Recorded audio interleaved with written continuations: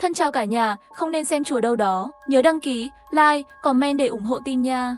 Tận thế đến gần, cơn bão cuốn qua toàn cầu. Mọi người đều điên cuồng chạy về khu vực an toàn. Nhưng người phụ nữ này lại nhất quyết chạy thẳng vào trung tâm cơn bão. Mỡ cầm nước tôi tới đây. Chúa ơi cố lên. Bạn là người tuyệt vời nhất. Hóa ra người phụ nữ vừa mới kích hoạt hệ thống nhập hàng. Chỉ cần đến địa điểm mà hệ thống chỉ ra, đăng ký điểm danh, sẽ có thời gian vào siêu thị nhập hàng và phần thưởng tương ứng. Và địa điểm đăng ký lần này chính là trung tâm của cơn lốc xoáy. Giang Hà đã chạy sai hướng rồi. Giang Hà quay lại nhanh lên, cơn lốc xoáy sắp tới rồi. Cậu sẽ chết đây. Tiếng gào thét của người này dốc hết sức trong suốt cuộc đời rơi vào tai từng người trong đội. Giang Thư Nguyệt vừa chạy vừa quay lại, liếc nhìn tên ngốc đang tự tìm đường chết. Không phải thôn nữ quê mùa thì còn là thần thánh gì. Người này là Giang Thư Nguyệt, từ nhỏ đã thay thế Giang Hà sống trong gia đình Giang.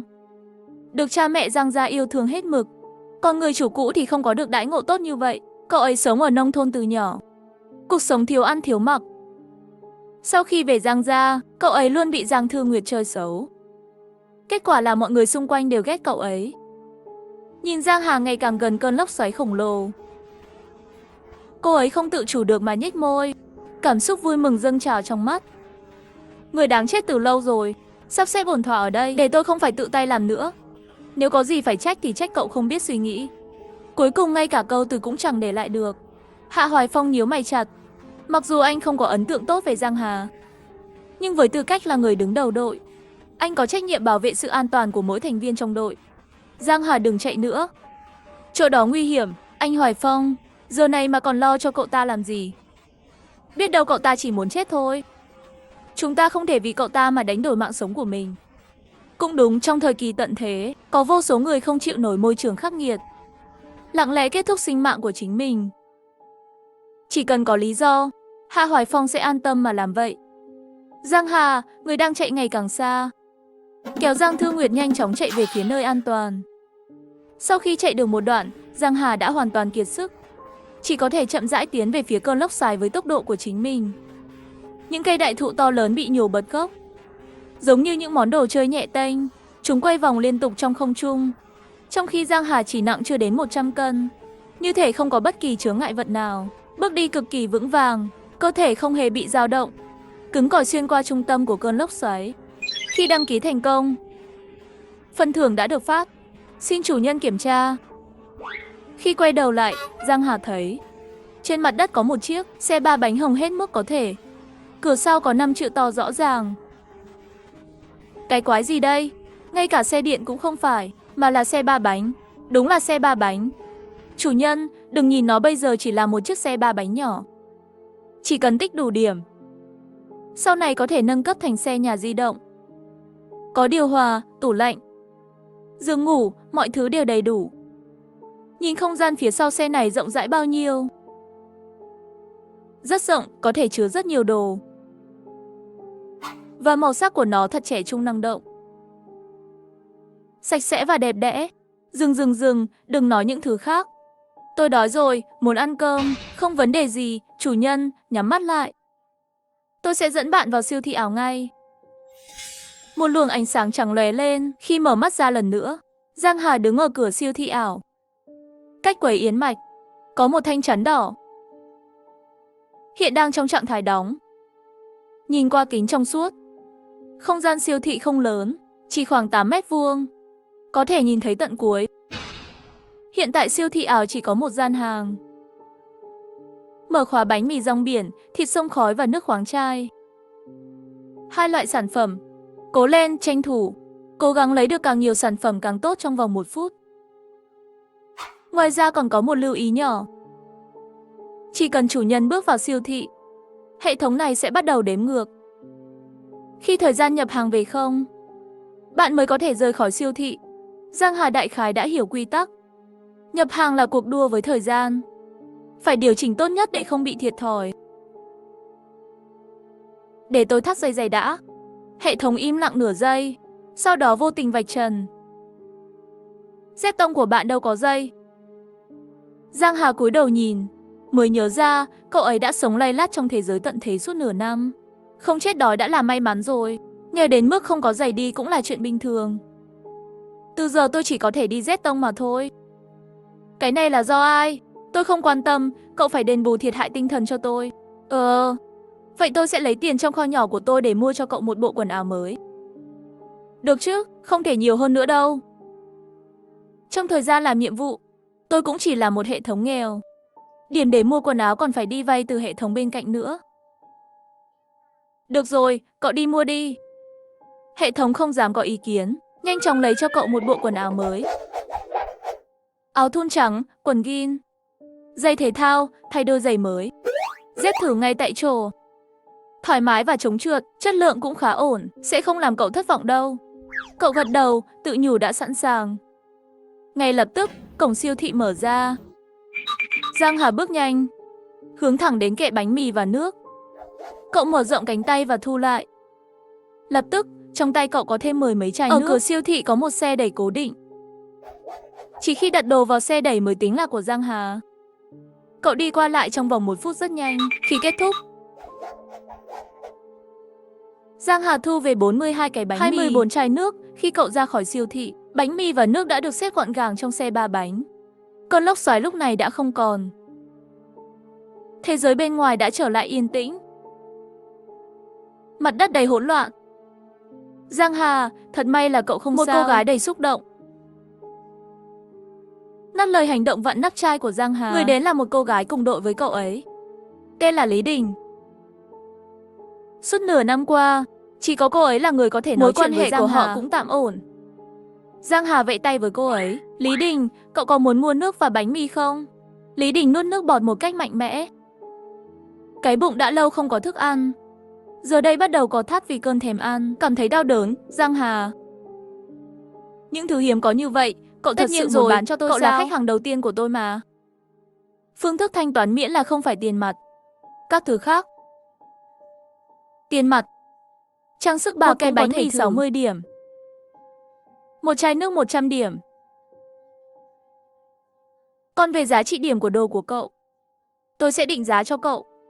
Nói xong, cậu tiếp tục uống nước và tiện tay lấy một chiếc bánh mì, cắn một miếng lớn, miệng đầy hương vị ruốc thịt và mùi lúa mì. Ngửi thấy một mùi thơm nồng đậm. Lý Đình miệng liên tục tiết ra nước bọt. Nước mắt xúc động chảy ra từ khóe miệng. Lý Đình lập tức lục lọi trong ba lô của mình. Hầu như toàn là những thứ đồ vớ vẩn. Xong rồi. Không có món đồ nào đáng giá cả. Đột nhiên cô như nhớ ra điều gì, đưa tay sờ lên cổ. Đó là một chiếc dây chuyền vàng óng ánh. Đây là di vật của mẹ Lý Đình, vì vậy cô mới giữ lại cho đến bây giờ. Cô cũng chẳng hy vọng nó sẽ có ích gì. Cô cầm lấy chiếc hộp và đưa chiếc dây chuyền vàng vào, đặt nó lên một chiếc thẻ đen. Chúc mừng khách hàng Lý Đình nạp thành công 200 điểm. Trong mắt Lý Đình tràn ngập sự không thể tin được. Chiếc dây chuyền của tôi lại có thể đổi được một chai nước tinh khiết 550ml và một ổ bánh mì to hơn cả bàn tay.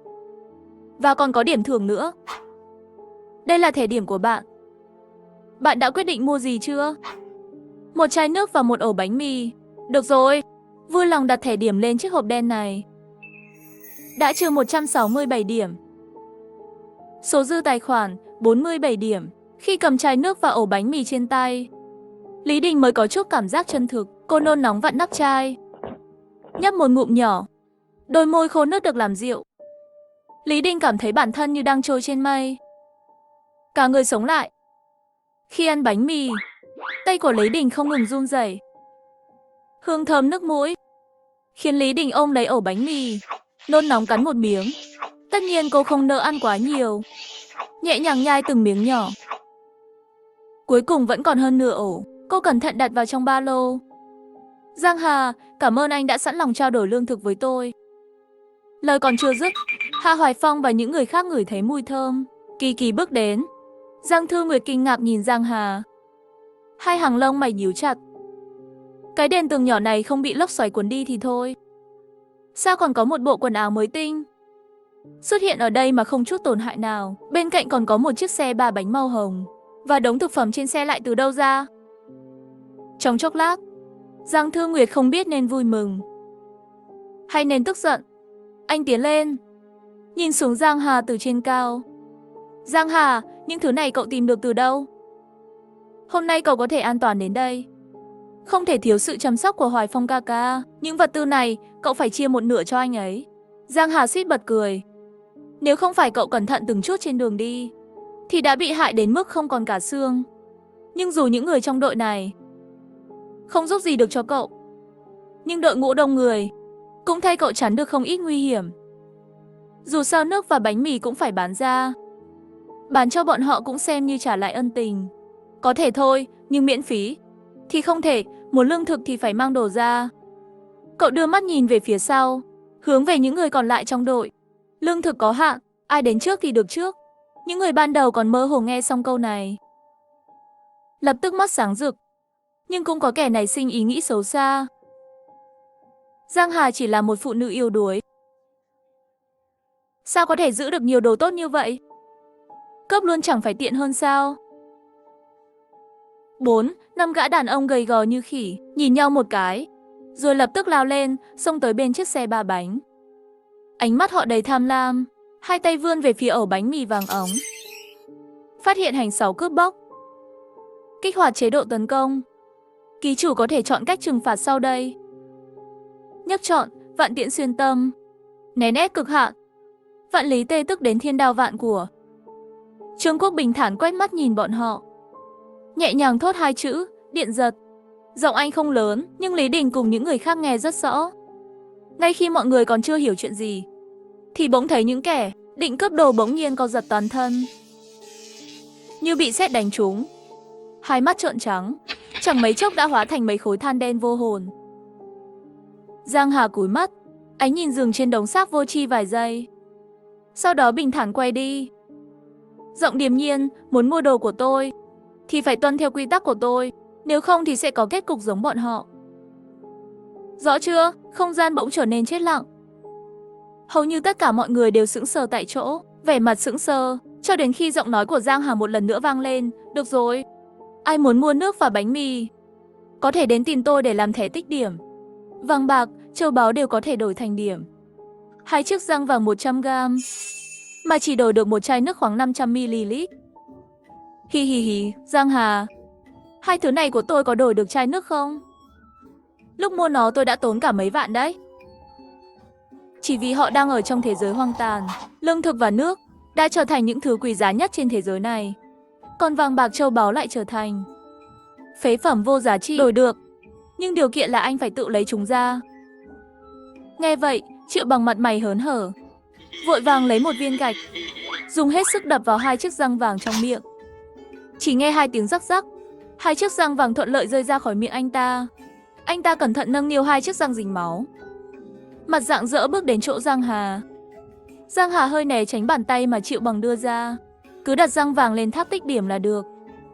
Người đàn ông cúi đầu làm theo, chẳng mấy chốc, âm thanh thông báo vang lên. Chúc mừng khách hàng Triệu Bằng đã nạp thành công 600 điểm. Nghe thấy thông báo, Triệu Bằng vui sướng đến mức không nói nên lời. Vẫn là Giang Hà nhắc nhở bên cạnh, bánh mì một ổ 60 điểm, nước một chai 100 điểm. Vị khách này, xin hỏi anh muốn mua gì? Có thể tự do lựa chọn. Triệu Bằng nhìn Giang Hà, rồi lại nhìn chiếc xe 3 bánh màu hồng, bộ nào đang hoạt động liên tục. 600 điểm này phải được phân bổ hợp lý. Nước và bánh mì đều là nhu yếu phẩm. Tôi muốn 4 chai nước, 3 ổ bánh mì. Giang Hà chỉ vào màn hình lớn bên cạnh, ra hiệu cho anh ta quẹt thẻ. Tiếng nhạc thanh toán vang lên du dương. Số dư tài khoản 587 điểm. Sau khi mua xong, Triệu Bằng nhanh chóng nhét đồ vào ba lô, rồi ôm chặt ba lô trước ngực. Đây là thứ giữ mạng tôi, ai dám cướp thì tôi liều mạng với người đó. Trước khi rời đi, Triệu Bằng há miệng đầy máu hỏi Giang Hà, tôi vẫn còn 27 điểm chưa dùng hết, sau này có thể đến tìm cô đổi đồ tiếp không? Những người xếp sau Triệu Bằng cũng nhìn chằm chằm vào Giang Hà đầy mong đợi. Khụ khụ, tôi xin phép quảng cáo trước một chút. Từ hôm nay, siêu thị Bình Minh do tôi thành lập chính thức khai trương. Thẻ tích điểm mà mọi người làm lát nữa đều miễn phí. Chỉ cần trong thẻ có điểm, mọi người có thể đến mua hàng ở chỗ tôi. Sau khi nói rõ quy tắc, Giang Hà tiếp tục công việc kinh doanh. Một cặp mẹ con áo quần tả tới bước lên trước. Chưa kịp để Giang Hà lên tiếng, người mẹ rối bù đầu tóc lập tức quỳ xuống đất. Giang Hà, xin cô làm ơn. Hãy thương hại mẹ con tôi. Cho chúng tôi một ít đồ ăn đi. Trước đây khi bố mẹ cô còn sống, cha của con tôi đã giúp đỡ nhà cô không ít. Cô hãy nể mặt bố mẹ mình. Dù chỉ là một chai nước cũng được, xin cô. Xin lỗi. Sản phẩm của siêu thị Bình Minh chỉ có thể mua bằng điểm, không thể tặng miễn phí. Ánh sáng trong mắt Lý Ngọc Hoa dần tắt. Chỉ còn lại một mảng xám xịt. Giang Hà, tôi đã chứng kiến sức mạnh đáng sợ của cô. Nếu cứ cố quỳ tiếp để chọc giận cô, hậu quả sẽ không thể tưởng tượng nổi. Cắn chặt răng, cô đứng dậy, nắm lấy tay con trai định rời đi. Khoan đã, ngoài tiền mặt, mọi thứ khác đều có thể đổi thành điểm, không giới hạn ở vàng bạc châu báu. Lý Ngọc Hoa theo ánh mắt ám chỉ của Giang Hà, quay đầu nhìn xuống chiếc bùa hộ mệnh trên ngực con trai. Chẳng lẽ cái này cũng có thể đổi điểm sao? Lý Ngọc Hoa lập tức hiểu ra, tháo chiếc bùa hộ mệnh xuống, đặt lên tháp tích điểm đến chúc mừng khách hàng Trần Kỳ An. Đã nạp thành công 100 điểm. Lý Ngọc Hoa gần như phát điên vì vui sướng, liên tục cảm ơn Giang Hà, cảm ơn cô. Cảm ơn, con trai ơi. Chúng ta có nước uống rồi. Trên gương mặt cậu bé cũng lộ ra nụ cười rạng rỡ, rồi được mẹ dẫn qua một góc, cẩn thận chia nhau uống nước. Biết rằng Giang Hà không dễ mềm lòng, những người xếp hàng mua đồ đều ngoan ngoãn, dùng đồ trên người để đổi điểm. Không ai dám giở trò gì nữa. Chẳng bao lâu, nước và thức ăn đã được bán sạch. Những người chưa kịp mua chỉ có thể đứng nhìn. Siêu thị Bình Minh hôm nay đóng cửa. Ai chưa mua được đồ có thể đến lần sau. Tôi đi trước đây, sẽ chờ mọi người đến Nam Dương lần nữa. Trong tiếng thở dài tiếc nuối của đám đông, Giang Hà đạp chiếc xe 3 bánh màu hồng, biến mất ở cuối con đường. Chư, cậu thật lợi hại, ngày đầu khai trương đã kiếm được 4.700 điểm. Siêu thị ảo hiện tại chỉ có một cấp, có 20 loại hàng hóa. Dùng 1.000 điểm, có thể mở khóa một món hàng trong siêu thị ảo. Giang Hà vừa mệt mỏi đạp xe 3 bánh, vừa mở bảng điều khiển hệ thống, lướt đến danh mục hàng hóa. Cậu chọn từ 2 hàng đầu, 4 món để mở khóa. Đã mở khóa thành công, mì ăn liền, cháo bát bảo, cơm nắm, chân gà hổ bì, tiêu hao 4.000 điểm. Số dư tài khoản 700 điểm. Đồng tử, ta muốn ăn chân gà hổ bì. Cậu thật là lạnh lùng quá đấy. Thôi, tôi cũng chẳng trông mong gì ở cậu. Chỉ cần xem có nhiệm vụ nào có thể giao cho tôi, để tôi có thể nhập hàng vào siêu thị ảo. Tinh thần muốn tự lực cánh sinh của cậu thật đáng được khen ngợi. Thả tin cho cậu, đừng lãng phí lời nữa. Nhiệm vụ đâu? Mau nói đi, cậu muốn nhiệm vụ à? Có cả đống đây. Nhiệm vụ 1, đến tầng cao nhất của căn cứ Nam Dương để điểm danh và hét lên khẩu hiệu tương ứng, sẽ nhận được phần thưởng 2 phút nhập hàng. Nhiệm vụ 2, doanh thu siêu thị tích lũy đạt 20.000 điểm, sẽ nhận được phần thưởng phút nhập hàng. Nhiệm vụ 3, bán được 20 chiếc áo lông vũ, sẽ nhận được phần thưởng 4 phút nhập hàng. Giang Hà bặm môi, vẻ mặt tràn đầy bất lực. Đồng tử, trời nóng thế này mà cậu bảo tôi bán áo lông vũ. Đây rõ ràng là làm khó tôi mà. Béo hổ, tôi mặc kệ, đổi nhiệm vụ khác cho tôi, càng dễ càng tốt.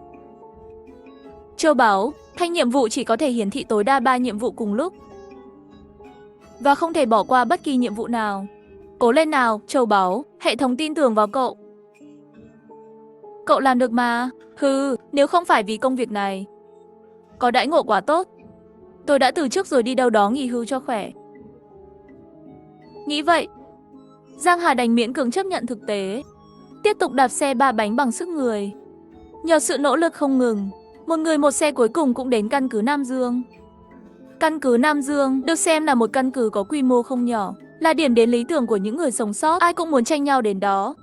Những người ngoài muốn vào căn cứ phải vượt qua nhiều đợt kiểm tra gắt gao của quân đội. Giang Hà xếp hàng suốt 2 tiếng, cuối cùng cũng đến lượt cô. Bác sĩ cầm sổ quan sát cô một lát, vẻ mặt vô cảm nói, qua đây. Giang Hà bước tới. Chỉ cần kiểm tra sơ qua là cô đã được thông qua. Sau khi vào căn cứ Nam Dương thành công, cô đạp xe 3 bánh thẳng đến tòa nhà quân đội của căn cứ. Chẳng mấy chốc đã đến nơi. Hai bên đều có quân nhân canh gác. Phòng bị nghiêm ngặt. Giang Hà nhảy xuống xe ba bánh, đưa mắt quan sát xung quanh, rồi chọn anh lính có dáng người đẹp trai nhất để bắt chuyện. Anh đẹp trai, có thể cho tôi một chút thuận tiện không? Cho tôi lên sân thượng đi. Tần Tống cúi đầu, ánh mắt lạnh lẽo, không nói một lời nào. Nhưng sự từ chối đã quá rõ ràng. Tôi thực sự có chuyện rất quan trọng, cần phải lên sân thượng một chuyến. Nếu các anh không cho tôi qua, tôi sẽ xông vào đấy. Đến lúc làm các anh bị thương thì đừng trách câu đó. Binh sĩ bên cạnh Tần Tống không nhịn cười thành tiếng. Chỉ cô mà có thể làm chúng tôi bị thương. Anh lính ngay lập tức thu lại nụ cười, giọng nói nghiêm túc. Đừng có làm loạn nữa. Cút sang một bên đi. Nếu còn cản trở chúng tôi làm nhiệm vụ, sẽ trực tiếp đuổi cô ra khỏi căn cứ. Muốn họ chủ động cho qua là không thể rồi. Để hoàn thành nhiệm vụ, tôi chỉ có thể tìm cách khác. Nhìn kìa, máy bay. Chiều đánh lạc hướng này. Đối với một nhóm lính tinh nhuệ như Tần Tống, có thể nói là hoàn toàn vô dụng. Chỉ thấy cô gái nhắm mắt, bước một bước dài rồi lao thẳng đến cửa tòa nhà. Đứng lại, nếu không tôi sẽ nổ súng. Muốn lãng phí đạn à? Thì cứ bắn đi. Tần Tống nhắm ngay vào chân Giang Hà, rồi bóp cò. Một tiếng đoàng vang lên, viên đạn bay vút ra ngoài. Nhưng điều không ai ngờ tới là khi viên đạn sắp chạm vào cô gái, nó lại đột nhiên biến mất vào không trung. Vốn luôn trầm ổn và điềm tĩnh, Tần Tống cũng trợn mắt kinh ngạc, sững sờ. Ngay sau đó, liên tiếp mấy tiếng đoàng đoàng vang lên. Nhưng kết quả vẫn y hệt. Tần Tống nhận ra vấn đề nghiêm trọng, lập tức mở bộ đàm cảnh báo. Cảnh báo, có một cá nhân không rõ lai lịch xâm nhập khu quân sự, đang di chuyển về hướng sân thượng. Cần hỗ trợ khẩn cấp, cần hỗ trợ khẩn cấp. Sau khi trung tâm quân sự nhận được tin, lập tức điều động lực lượng đặc nhiệm cùng 2 chiến đấu cơ. Chiến đấu cơ gầm rú trên bầu trời căn cứ, khiến dân cư trong căn cứ đều bất an nhìn về phía tòa nhà quân sự. Không lẽ có khủng bố tấn công căn cứ chúng ta? Chúng ta vất vả lắm mới ổn định ở đây, không thể bị phá hủy thế này được. Ở một bên khác, Giang Hà đến người đang bị xem là khủng bố đến thở hồng hộc. Mất cả nửa ngày mới leo đến tầng 12, sau lưng cô là một đống người bị đánh ngã, nằm chồng chất dựa vào tường. Ký chủ, đừng dừng lại, tiếp tục xông lên, chiến thắng ngay trước mắt rồi. Vì món chân gà hổ bì, cô cắn răng chạy thẳng lên tầng 18. Vừa bước ra đã thấy lực lượng đặc nhiệm đã vào vị trí, bao vây chặt kín sân thượng. Xa xa có 4-5 tay súng bắn tỉa đang trên đầu là 2 chiến đấu cơ nạp đầy đạn dược. Hơn trăm nòng súng đen ngòm đồng loạt chĩa vào đầu Giang Hà. Cô đã bị bao vây, nếu không muốn bị bắn thành tổ ong, mau bỏ vũ khí xuống và đầu hàng. Ơ này, tôi đâu có vũ khí. Cái vẻ mặt đáng ghét của cô khiến tất cả lính đặc nhiệm xung quanh đồng loạt siết chặt nắm đấm. Ký chủ bảo bối, mau làm nhiệm vụ chính đi. Ồ, tôi nhớ ra rồi, còn phải điểm danh làm nhiệm vụ nữa. Giang Hà giơ tay phải lên, một động tác nhỏ nhưng đủ khiến Tần Tống và những người khác căng thẳng cực độ. Lên đạn ngay. Giơ tay làm gì? Cô định ném bom mà. Muốn phá hủy căn cứ quân sự sao? Bắn. Hơn trăm khẩu súng cùng lúc khai hỏa, hỏa lực chớp lóe liên tục, làn đạn dày đặc bay vút ra ngoài. Nhưng kết quả cuối cùng khiến tất cả mọi người lạnh sống lưng đổ mồ hôi lạnh. Viên đạn thậm chí còn chưa chạm vào vạt áo của Giang Hà đã lập tức biến mất một cách bí ẩn. Quái vật này có năng lực nghịch thiên gì vậy? Khi tất cả mọi người còn đang sốc đến cứng họng, bỗng nhiên nghe thấy một tiếng hô to: hỡi thiên nhiên vĩ đại ẩn chứa sức mạnh bóng tối, hãy ban cho ta sức mạnh. Sao câu này nghe có vẻ như đang đầu hàng vậy? Cậu ta sắp biến hình sao? Chẳng lẽ là Ba La La tiểu ma tiên? Không đúng, hình như là câu thần chú của Bách Biến Tiểu Ảnh. Mọi người theo bản năng lùi lại 2 bước. Nhưng cảnh biến hình trong tưởng tượng lại không xảy ra. Hệ thống, điểm danh thành công, chúc mừng ký chủ nhận được 2 phút nhập hàng.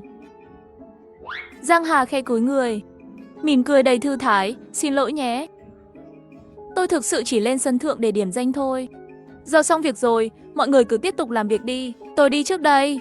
Cô quay người bước đi 2 bước, đột nhiên lại ngoảnh đầu lại. Những người lính vừa hạ súng liền lập tức giơ lên lần nữa.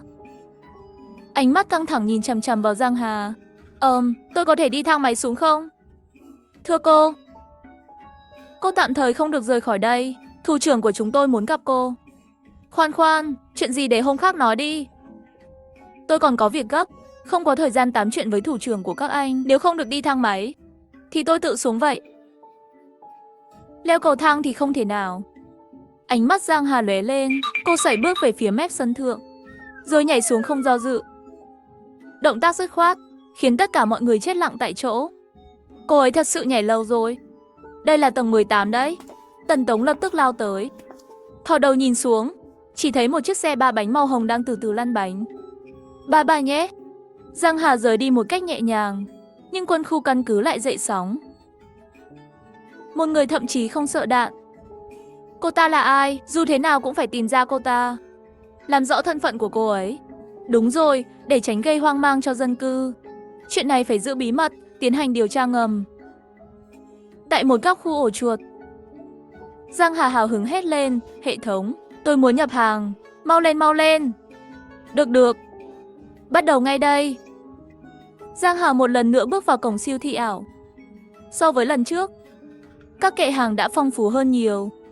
Cô lập tức nhìn thấy chỗ để chân gà hổ bì. Mặt đầy vui sướng, hệ thống, tôi sẵn sàng rồi, chuẩn bị đến bắt đầu nhập hàng. Giang Hà lao vút tới kệ hàng như một chiếc lò xo. Chân gà hổ bì, đến đây nào. Mì ăn liền, đến đây nào. Cháo bát bảo, đến đây nào. Giang Hà chạy đi chạy lại nhiều lượt. Thời gian vừa hết, cô liền bị đẩy ra khỏi siêu thị ảo. Hệ thống tự động sắp xếp hàng hóa, hàng cô vừa nhập đã được sắp xếp gọn gàng trong thùng xe ba bánh. Cô kiểm tra lại, lần này cô nhập được đến 24 chai nước, đến 15 ổ bánh mì, đến 13 ly mì ăn liền, đến 11 hộp cháo bát bảo, đến 18 phần cơm nắm, đến 99 gói chân gà hổ bì. Nhìn thành quả của mình, Giang Hà vô cùng hài lòng. Cô tiện tay lấy một ly mì bò cay, xé nắp ra mới nhận ra thiếu thứ gì đó. Nước nóng đâu? Hệ thống, siêu thị có thể mở khóa trạm nước nóng. Chi phí mở khóa vĩnh viễn, 5.000 điểm. Ký chủ không đủ điểm có thể thuê theo ngày. Chỉ 300 điểm chia ngày.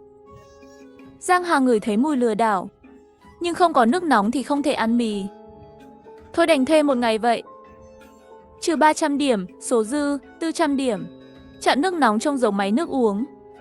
Để phù hợp với xe ba bánh, nó cũng được sơn thành màu hồng Barbie.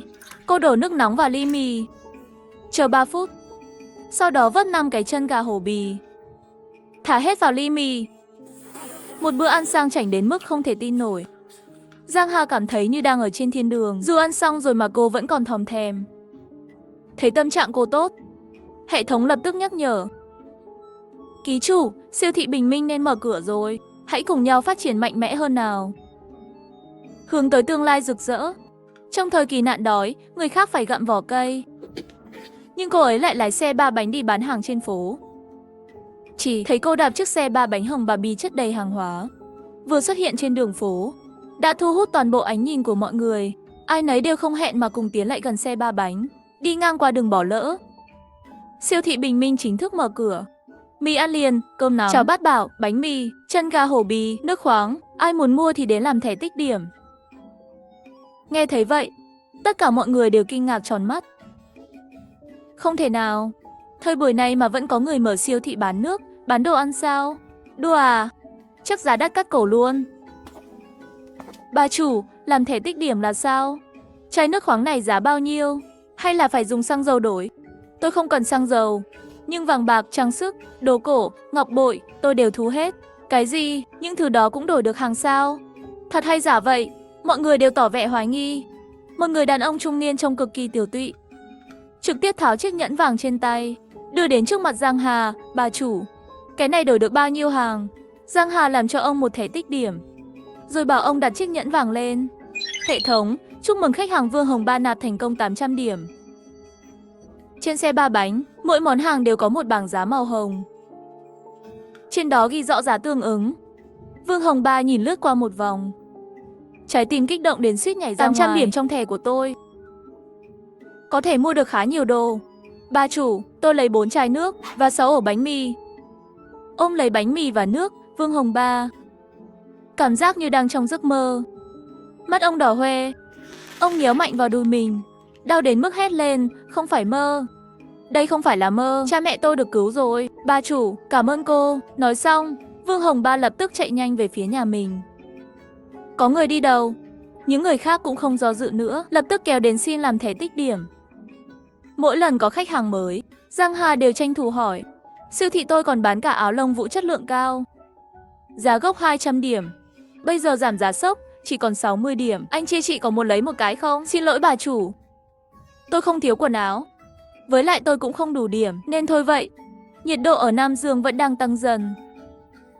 Hiện tại đã lên đến 42 độ. Chỉ cần không phải kẻ ngốc, ai lại bỏ điểm ra, mua một món đồ không cần thiết về nhà. Thay vì mua áo lông vũ, chẳng phải mua bánh mì, cơm nắm tốt. Chưa đến một tiếng đồng hồ, toàn bộ hàng hóa trên xe ba bánh đã bị mua sạch. Chỉ có 20 cái áo lông vũ màu đen đó. Lúc đến thế nào, bây giờ vẫn y như vậy. Rốt cuộc là kẻ nào phát cái bia kiểu này? Giữa trời nóng thế này lại đi bán áo lông vũ. Hàng chưa bán hết, Giang Hà chỉ có thể đạp xe ba bánh loanh quanh trong căn cứ. Xem có ai ngu ngơ không? Có thể ôm hết đống này đi không? Đáng tiếc là khó tìm người như vậy. Quay một vòng lớn mà chẳng ai thèm để ý đến Giang Hà. Chẳng đến nỗi chỉ có thể ngân nga hát. Nhìn Thiết Kỵ dẫm nát Giang Sơn vạn dặm. Ta thật sự muốn sống thêm 500 năm nữa. Chưa kịp dứt câu hát, phía sau đã vang lên giọng nữ ngọt ngào. Ông chủ, tôi lấy hết mấy cái áo lông vũ này nhé. Giọng hát đang hay bỗng dừng bặt. Đôi mắt Giang Hà lập tức sáng rực. Người cần tìm đây rồi. Diệp Thanh Thanh xách theo một chiếc túi xách căng phồng. Nhấc lên có vẻ hơi nặng. Khối lượng chắc chắn không nhẹ. Trước khi mua hàng cần làm thẻ tích điểm đúng không? Chỗ này đổi được áo lông vũ không? Không đủ thì tôi đi lấy thêm một túi nữa. Khoảnh khắc túi xách được mở ra, Giang Hà bị ánh sáng lấy vào mắt. Lập tức quay đầu sang một bên. Một đống thứ này, trước mặt thấy ít nhất cũng đáng giá hàng chục triệu. Ra tay đúng là hào phóng. Đúng là gặp được phú bà rồi. Bảo sao 20 cái áo lông vũ nói mua là mua luôn. Ha ha ha, đủ rồi. Thẻ tích điểm làm xong, một túi vàng được nạp vào hết. Tổng cộng đổi được hơn 40.000 điểm. Diệp Thanh Thanh liếc mắt ra xa. Lập tức có hai vệ sĩ đi tới, gói 20 cái áo lông vũ mang đi. Bà chủ, ngày mai bạn vẫn sẽ bán hàng chứ? Tôi nghe nói bạn còn bán mì ăn liền nữa. Tôi chưa kịp mua, tiếc quá. Có chứ, nhưng hàng trong siêu thị có hạn. Cô phải đến sớm mới mua được. Vậy nhé, hẹn gặp mai, tôi sẽ chở bạn. Nói xong liền quay người rời đi. Chúc mừng ký chủ đã tiếp đón thành công 100 khách hàng. Hoàn thành nhiệm vụ bán áo lông vũ. Nhận được 4 phút nhập hàng. Doanh thu hôm nay 11.690 điểm. Số dư tài khoản 12.090, trực tiếp vượt qua 5 chữ số. Ký chủ, bạn là tuyệt nhất. Giang Hà dùng 5.000 điểm mua bếp nước nóng. Sau đó mở khóa 7 món hàng mới. Cuối cùng chỉ còn lại 90 điểm đáng thương. Mặt hàng mới bao gồm xúc xích, trứng luộc, bánh quy gấu nhỏ, nước cam, câu cơ, đùi gà lớn và sữa. Sau khi mở khóa hàng hóa thì trời đã xế chiều. Giang Hà tìm một căn nhà hoang cũ để trú tạm.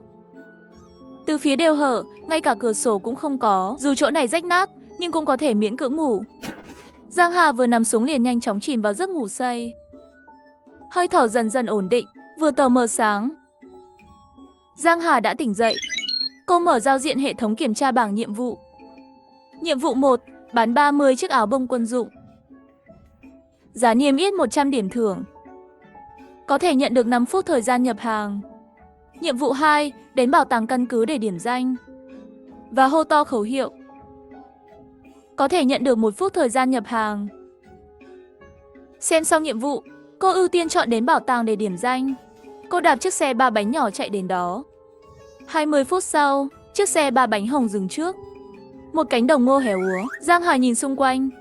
Tầm nhìn cực kỳ trống trải, không thấy lấy một tòa nhà nào. Chắc chắn không đi nhầm đường chứ. Bảo tàng ở đây sao? Hệ thống này làm sao có thể sai được?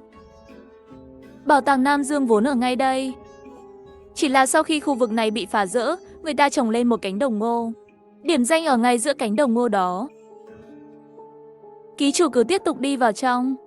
Giang Hà bỏ xe ba bánh xuống, vách lá ngô, cúi đầu chui vào ruộng. Đến nơi chưa đồng tử? Chưa, đi về bên trái 100 mét nữa. Địa điểm điểm danh lần này cũng chính xác thật. Sau một hồi loay hoay, Giang Hà cuối cùng cũng đến đúng vị trí.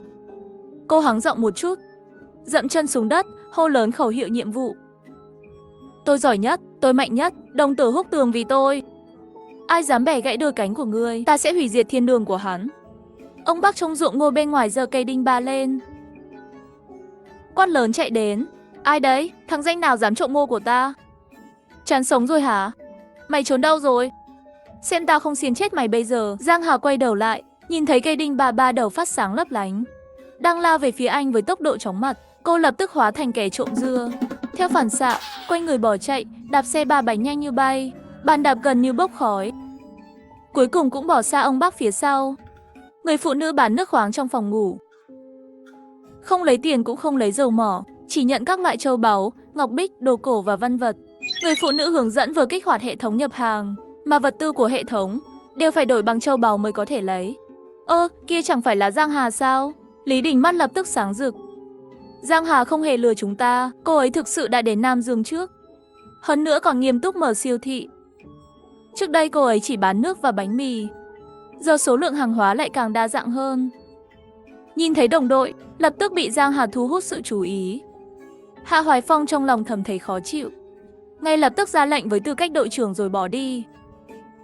Chúng ta nên đến ký túc xá thôi. Thế nhưng chẳng ai thèm nghe anh ta. Trong mắt mọi người, chỉ còn lại đống đồ ăn trên chiếc xe ba bánh hồng. Tôi còn 7 điểm trong thẻ chưa dùng. Đi xem có gì mua được không? Đúng rồi. Lần trước Giang Hà bán đồ, đến lượt tôi thì đã hết hàng mất rồi. Lần này tôi nhất định phải giành lấy một chai nước khoáng. Cả nhóm hò nhau chạy vội đến. Giang Thư Nguyệt mím môi, nhìn sang Giang Hà đang vừa cắn đùi gà lớn, vừa thoải mái đón tiếp khách hàng. Lập tức tức giận bừng bừng. Hoài Phong ca ca, anh nhìn đống đồ của hắn xem. Không biết hắn đã dùng thủ đoạn gì bẩn thỉu để có được chúng nữa. Hắn thực sự coi mình là cứu thế chủ sao? Giờ thì nổi bật nhất rồi đấy. Triệu Bằng bọn họ cũng vậy. Vừa thấy Giang Hà đã chẳng coi anh là đội trưởng nữa. Bị Giang Thư Nguyệt nói vậy, Hạ Hoài Phong càng thêm khó chịu. Giang Hà mà chúng ta quen biết rõ ràng chỉ là một kẻ vô dụng từ nông thôn, vậy mà giờ lại có trong tay vô số vật tư, chắc chắn có điều gì đó không đúng. Hạ Hoài Phong nhíu mắt lại, rồi nói tiếp, nếu chúng ta báo chuyện này lên lãnh đạo quân khu về sự thay đổi kỳ lạ của Giang Hà, có lẽ sẽ lập được công trạng. Giang Thư Nguyệt cũng nghĩ như vậy. Hai người lập tức đồng tình, nhanh chóng đi về phía quân khu. Thế nhưng lãnh đạo căn cứ đâu phải người mà họ có thể dễ dàng gặp mặt.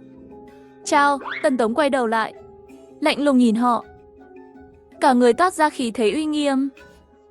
Quân khu trọng địa, người không phận sự không được vào. Giang Thư Nguyệt mở to mắt, nhìn chằm chằm gương mặt tuấn tú của anh, ngẩn người trong 2 giây, rồi nhanh chóng dịu giọng nói, chúng tôi có chuyện quan trọng muốn báo cáo với lãnh đạo các anh, có thể linh động một chút không? Căn cứ này có một người phụ nữ bán hàng trên xe ba bánh. Chúng tôi biết cô ta, trên người cô ta có điều gì đó rất đáng ngờ.